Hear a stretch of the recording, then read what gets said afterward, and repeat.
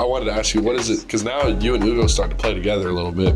What's it like, playing with another elite shot blocker? Because you two, I feel like if somebody gets blown by, you're gonna wipe it off the glass. So 100%. I mean, it's fun. Like just like playing the four. I've never played the four before.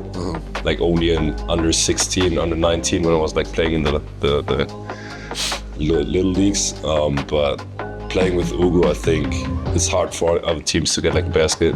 I think we gotta adapt our game maybe to that.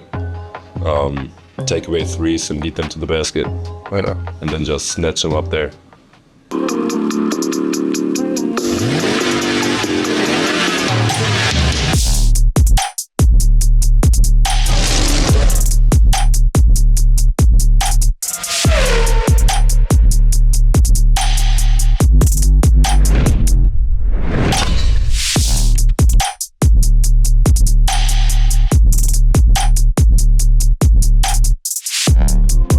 Welcome to the Good Old Hoops podcast. I'm your host, forward Devin Tillis with the UVA men's basketball team. If you didn't tune into the last one with Ugo, go tune in. It was a great one. You got to learn about my African big man. And today I got my German big man, Johann Grünloh. How you doing today? Pretty good, pretty good. What you do today so far? I mean, little lift in the morning, 8 a.m. lift. Got some breakfast from Chef Kyle. Pretty good omelets. But then like 3 classes, each 1 hour 15. You got to get it in though. We actually did not mention Chef Kyle yet. He's been cooking up some good food for us. Yes. But anyways, let's kind of just get straight into it. The first thing I kind of want to talk about is our last game. We won 104 to like 70 something. You had a pretty good game. I think you had like 16 points, 7 rebounds, a couple blocks. Talk about, what it was like from not only a team standpoint, but as an individual performance. And then how does it feel just playing in JPJ in front of the fans? I think it feels pretty great. I mean, playing in front of the fans, in this big gym. I mean, I've never played in a gym with, 17,000, 18,000 seats. So I think that's always an experience. But I think the game went pretty well, I think, for the team, for every individual. It was fun playing against this 7'4" guy. I played only once against the guy 7'4" back in Germany, but this was like definitely another level. It's definitely kind of weird, huh? It is. It's like normally you look down on everybody, but this guy was just like, damn, he's big.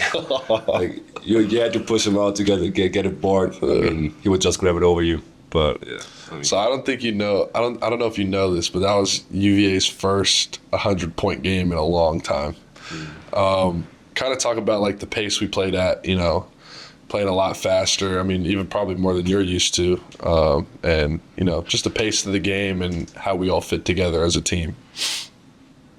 For sure. I mean, like the pace was a big thing. I mean, if you have to score 104 points, you have to get like either pretty good shooting or like fast transition and get a lot of possessions. And I think that's what we did. We should like a little bit of both. We shot it well. And I think, as you mentioned, like 100 points since 2007, 2008, first time. I think that just shows what the fans can look into the future with. I mean, I think it's going to happen a lot more often with us. Yeah, 100%. And I'm excited about how fast-paced we play. Last year I come from a program where it was like kind of how UVA played in the past, where it was like all defense. Mm-hmm. And then we kind of just rely on our older guys to like score on offense, and we'll figure it out. But this year, it's like our whole team can do it all. Like, obviously, we have bigs who can shoot threes and dribble and do everything. So it'll be an exciting year to play with, that much pace as we go forward. So as I mentioned last episode, I talked with Ugo. You and Ugo are, in my opinion, the best shot blockers in the country. Ugo had to clarify in the podcast at his interview. He said he was one of the best shot blockers in the country, but I think we both know he probably said he is the best. He probably might be like the shots he blocked in practice are. Yeah, but I think I wanted to ask you, what is it? Because now you and Ugo start to play together a little bit. What's it like, playing with another elite shot blocker? Because you two, I feel like if somebody gets blown by, you're gonna wipe it off the glass. So 100%. I mean, it's fun. Like just like playing the four. I've never played the four before. Mm-hmm. Like only in under 16, under 19 when I was like playing in the little leagues. But playing with Ugo, I think it's hard for other teams to get like a basket. I think we gotta adapt our game maybe to that. Take away threes and lead them to the basket, Yeah. and then just snatch them up there. I think you playing the four is going to be kind of vital in your role as growing as a professional too. How has it been, learning, kind of being more guard-like rather than playing just big? I mean, I always try to be more like a foreman. Yeah. But back then I was always the youngest, surrounded by grown men. So they're kind of just like, you go so down they were there. like, you play 5, because if you would play 4, you would be like, they would kill me. Yeah. Like they were foremen in Germany, were faster and more skilled. So I think this is a good transition to like learn how to be a foreman, play against guys who are the same age, and then transition that into professional basketball. Yeah, 100%. So that's kind of enough about the last game. I'm kind of excited to see how you guys play this weekend. Obviously I'm not playing, so I'm be the best team guy on the bench. But I'm excited to see how you guys play against as we start to play better competition. But now kind of moving on to like my next set of questions. Like now we want to get the fans to learn about you as a basketball player and how you come along as a basketball player in this journey. So like kind of when did you start playing basketball? Where did how did you grow? What was it like playing professionally as a teenager? And then now, how did you get to UVA and what has it been like being in college? So I think it started like at 9 years old. I was playing soccer before, like I think every German kid. It's the same with Ugo. By the way, yeah. Johann is not nice at soccer either. I mentioned this in the Ugo. I would say maybe the best or the second best soccer player on the team. Okay. Maybe the best or the second best. So you started playing soccer. Yeah, started playing soccer, but then I was always pretty tall for my age, and then my brothers started playing basketball too because they're also like 6'9", 6'8", 6'9". Then I played in my hometown. They saw that I was pretty big, so I went to the next team. I was a little step higher. I think I ran through a lot of youth teams, and then I ended up in Rostock at 15, moving there at 16, and then playing from that point on in every team they had probably, from youth to the first division. Moved up twice, 3 times, 2 times with the second team, 1 time with the first team to the first division. And I think from that point on just went uphill when I started playing. Coaches trusted me when they started trusting me in the first league. Started starting me as a starting center. I was a little bit lucky because our starting center who came in got injured pretty early in the preseason. So they just threw me in. And then you were ready. You were just ready to capitalize. I was ready. Yeah, I took my chance, and then I had the starting job. And from that point on, I mean, made it playoffs in my first BBL year, second year Champions League, played in Champions League. We got beat pretty bad because How did you guys play? we had a tough group. We had like Galatasaray, who was like made it to the finals in the Champions League, and then Limburg, who was like the fourth or fifth best team in Champions League. So you guys We got one win in group phase. Otherwise, we got beat like by 20. 20-30. What's the difference in style of play, coming from Europe to, playing a kind of different brand of college basketball? What's the difference? It's physical. I mean, you got like, especially when you play against the good European teams, Galatasaray, they got experienced big men, and like of course the guards, probably one of the best scorers in Europe. Yeah. And I think it's just the play style and the mix of great Americans, but like also great local players from their country, and experience. I think what's interesting too is like a little bit different. I mean, obviously with NIL and stuff like that, it's starting to change a little bit. But in those European leagues, like those guys are playing for their livelihood, like so it means a little bit more. Like that's their job. I mean, it's tough there, like especially for American players. I mean, the people who live in Germany and play for a German team have a more secure job because they are required to play on the team. But like the Americans, it's tough for them. I mean, you hear like people get kicked out in preseason because they don't fit the coaching style, or they got beef with the coach, they got sent home, and then they have to like look for another job mid-season. Yeah. And that's always like, they really try to make an impression and move to the next level in Europe, and you can see that on the court. That's pretty interesting, actually. So after, your last year playing professionally in Germany, what was like the recruiting process like, and how did you decide you wanted to come to UVA? I mean, it went by pretty quick. I think it was in March, maybe April. Yeah. Then I decided to come here, and it mainly ran through my agency. Like, I was either going maybe NBA draft, but that was like second round maybe. Yeah. Was not clear, and I wasn't like fully committed to that. And so I like looked at my other options, staying in Germany or coming to the States, and then I made the decision to come to the States and play college here. Like, I think every other German big man, or I feel like every European player decided to come this year. Every German BBL player under 22 was coming to America. Every good German BBL player went to like went to college. Yeah. As you mentioned, like probably most like a lot of because of NIL, but also like because of the opportunity you have here and skill development, getting ready like on the athletic side, but also you got a lot more people watching a game. Yeah. They don't have to fly to Germany and then drive 2 hours to Fechter to watch a game in person. Yeah, I mean, like almost every state has an NBA team, so like it's easier there. Yeah. But I think the process went pretty good. Talked to the coaches a lot.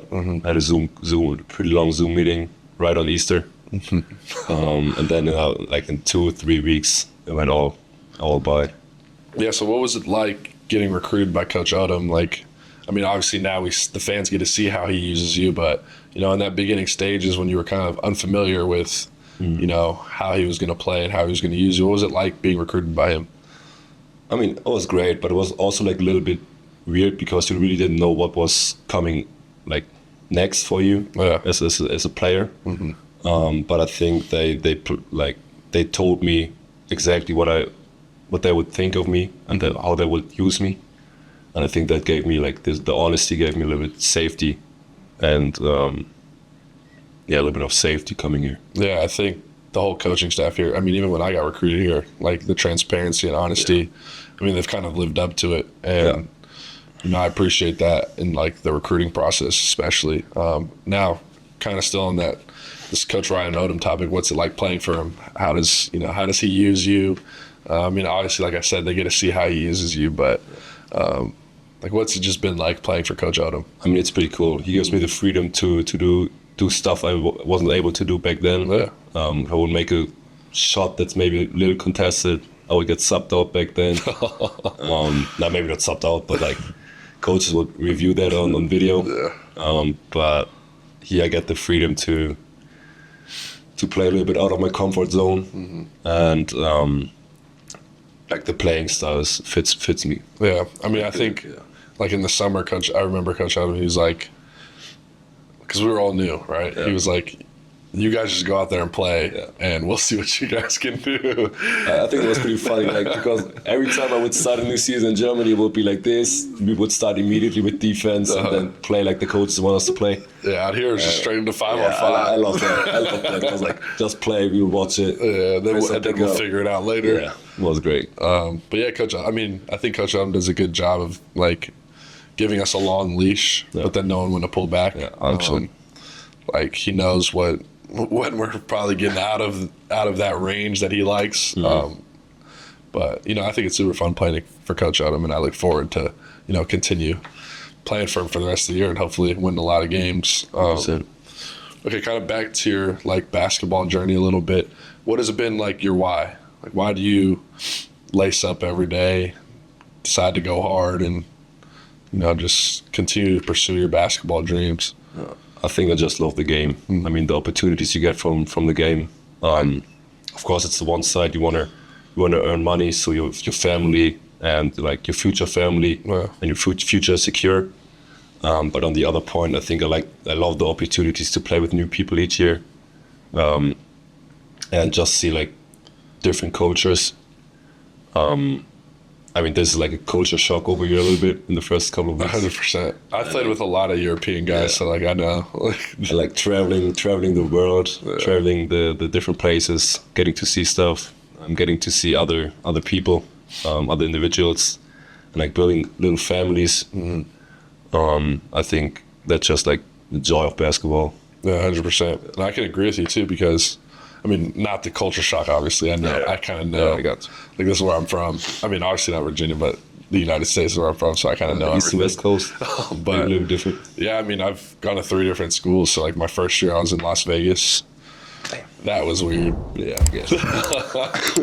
I don't need to get into it. It was a weird year, but I still am grateful for that journey. And then obviously went closer to home in California. Played at UC Irvine for 4 years.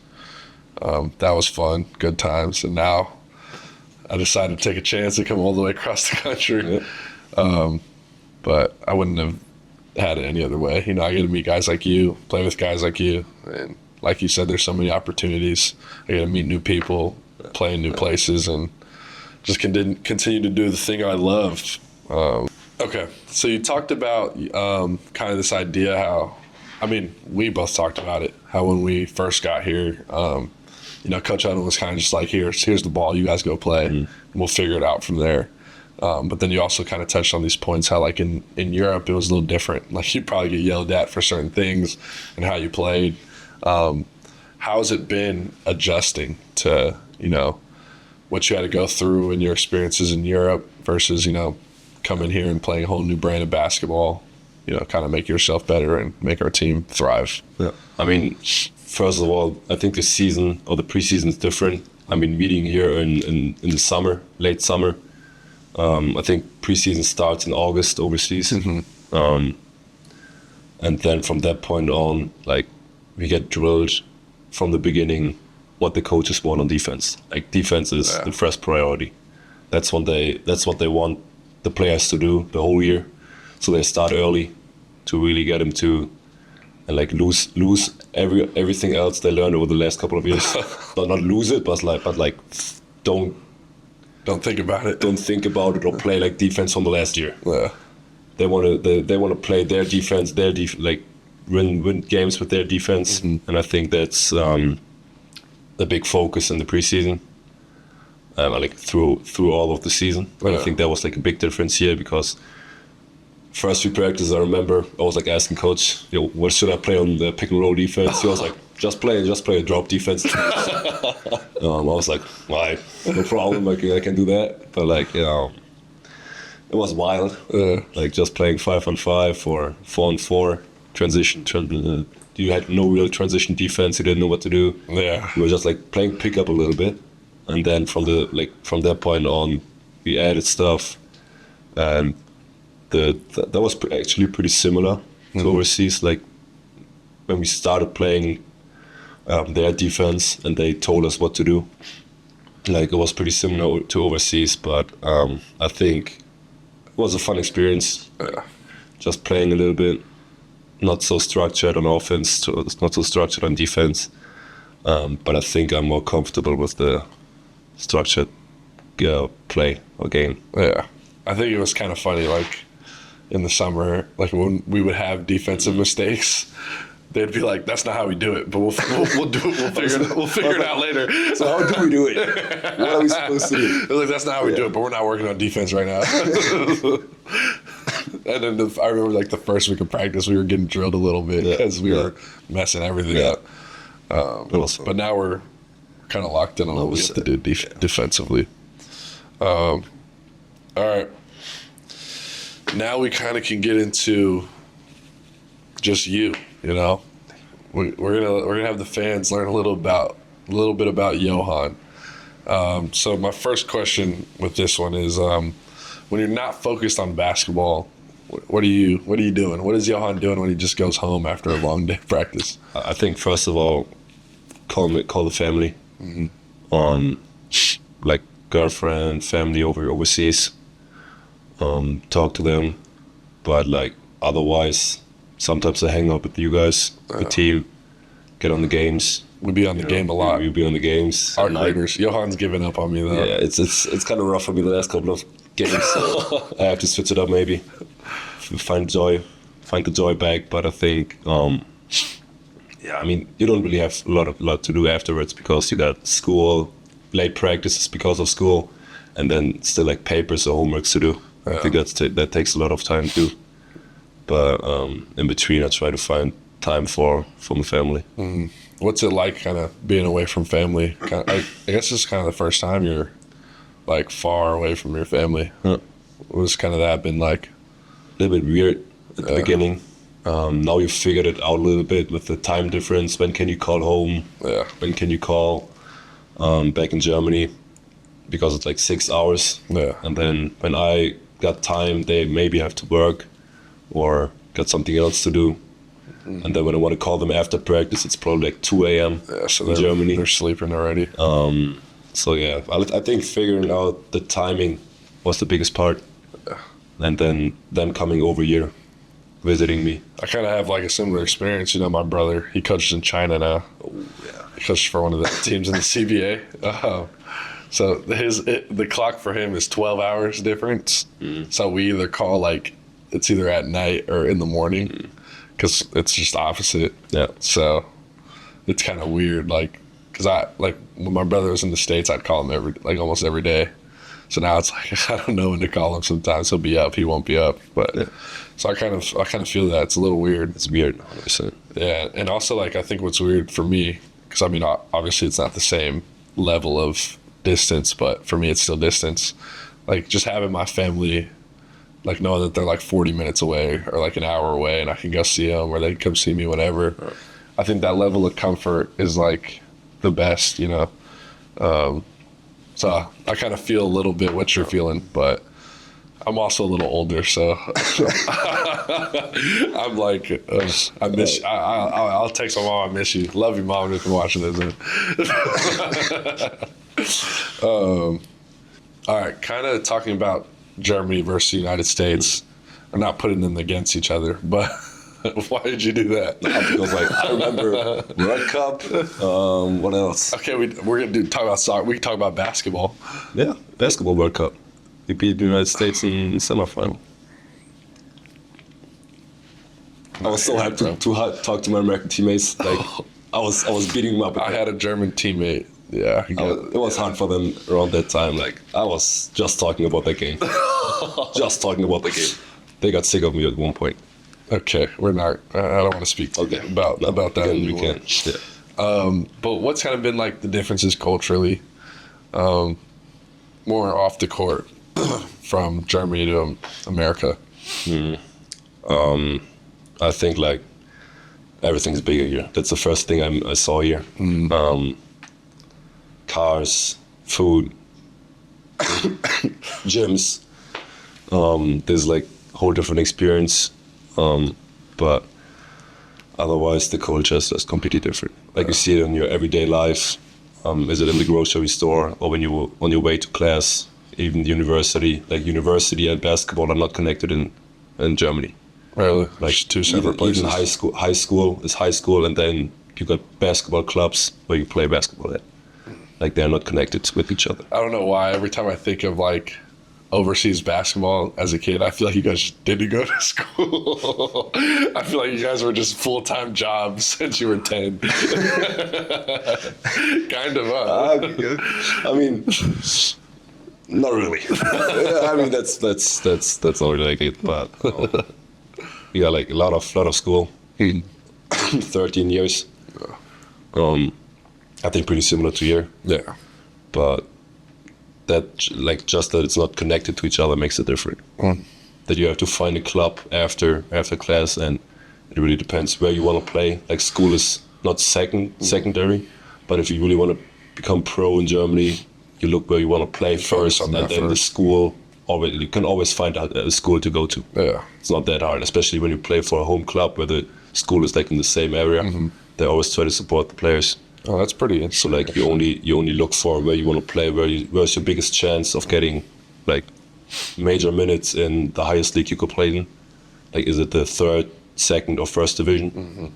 I mean, if you play in the first division, it's probably not. Probably not that hard to find a club, but I think just looking for your opportunities. It's pretty interesting. It's different than you. Because like in high school, it's school and basketball. Yeah. Like you just go to the best high school and you play basketball and do school there. Yeah. So that's kind of interesting, actually. I didn't really know too much about that. All right, let's talk about your future a little bit.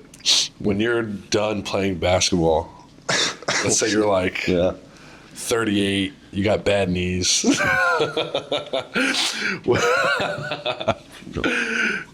Hopefully you play till 40. 40. Where do you see yourself? Like, what is life going to be like for Johann? I think I want to spend a lot of time with my family then, probably, because like now it's hard to get together with them. But job-wise, I think I want to stay in basketball. And then after a couple of years, I mean, over the time of playing professional career, you get like a lot of connections. And I think that's what I always got told: make connections, talk to people. And I think there are jobs in maybe being an agent or going into coaching, what I'd probably not prefer. I think probably more going into like agent side, connecting people with. I think I'm going to be a coach one day. I don't know why. It just runs in my family. I don't know about that one. I'm not. I'm getting maybe too hyped for the games, and I want to join play with them. So I can't stand it. You could be like a cool assistant coach, just one of the like guys, just crack jokes and you play a little bit. Yeah, I might. No, but I definitely want to do something with basketball after my career. Maybe I get sick of it at 40. I don't know. Maybe you never know. I guess we never know. Completely different. But it really depends how. Well, I guess we never know. But I agree with you. I kind of want to stay around basketball my whole life. Yep. Just be a part of it. I feel like I'm never going to be able to kind of let it go. But we'll see what happens. After college, do you think you want to play basketball in the NBA or go back to Europe? I mean, as mentioned before, I think it goes on how the season's going. Yeah. Like if I play great season and I get some chance to play here, straight to the league. Chances to play here. Maybe Coach Rick Carlisle will get you on the Pacers. I mean, I would love to play here. Yeah.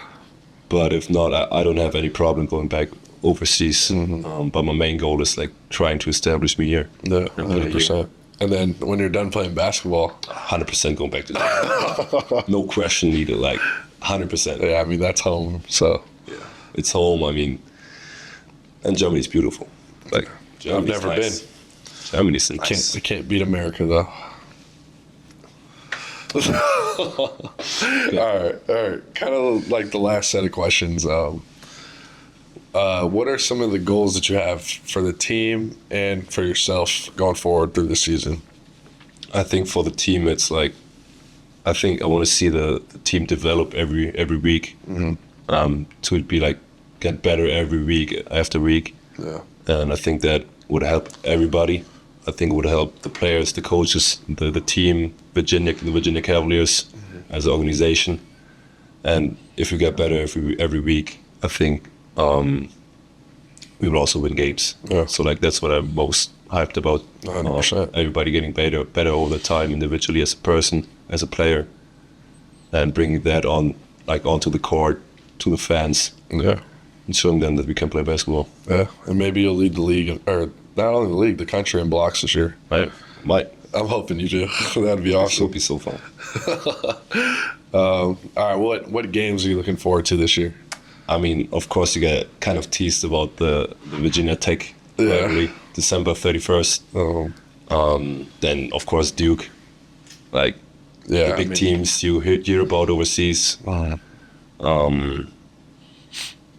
And, of course, like, when it's time for, like, ACC championships or tournaments. You never played in March Madness either, huh? March Madness. It would be great to play in that and make it as far as we can. Trust me, I don't want to play in the NIT again, bro. It's not the same. Yeah, NIT? Yeah, it's like the second turn. It's like the loser bracket, bro. It's like the good teams. It's like the good teams who don't make it to March Madness. They play in that one. Okay. I played in it for 3 years. Yeah, because I come from a conference where you have to win your conference tournament to go on. Okay. And every year I've sold. Yeah, I'll take it to the chin. But yeah, I hope we go to the tournament and we can experience that as brothers. Okay, so you kind of touched on the team goals more individually. What are your like personal goals? Like, what do you want to accomplish? You know, in your first year as a Virginia Cavalier. I want to be like dominant big man, offense and defense. Of course, like rim protection, rebounding, but also like being versatile on offense, shooting the ball, like popping or rolling to the basket, getting lobs. I think developing there, especially on offense, is like probably the biggest goal of mine. Yeah. I think my biggest goal for you is to see you go to the NBA. That's what I want to see. You, Tess, whoever else can make it. I want to see you guys go to the league. 100%.